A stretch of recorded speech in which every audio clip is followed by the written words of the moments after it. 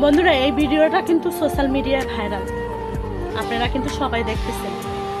মেয়েটার জামাই এরকম একটা জঘন্য কাজ করছে, মাফ করলেও মাফ করা যায়, অথচ মেয়েটা কিন্তু মাফ করে দিচ্ছে। কেন জানেন? মেয়েটা বলতেছে 10 বছর সংসার করেছি, একটা ছেলের সন্তানও আছে, কিভাবে জামাইকে ছেড়ে দেওয়া যায়?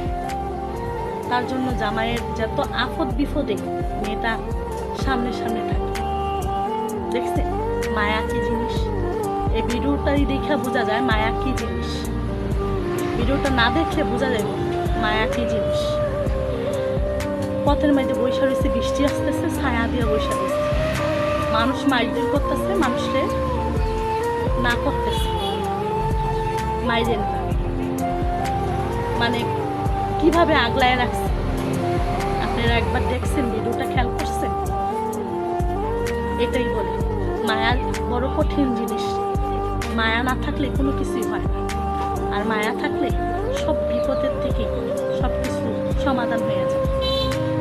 মায়া এমন একটা জিনিস, যেই পুরুষের প্রতি মেয়েরা মায়া লাইকা যাইব তাকে জীবনে ভোলা যায় না, তার থেকে জীবনে সইরা যাওয়া যায় না। এটাই তার প্রমাণ।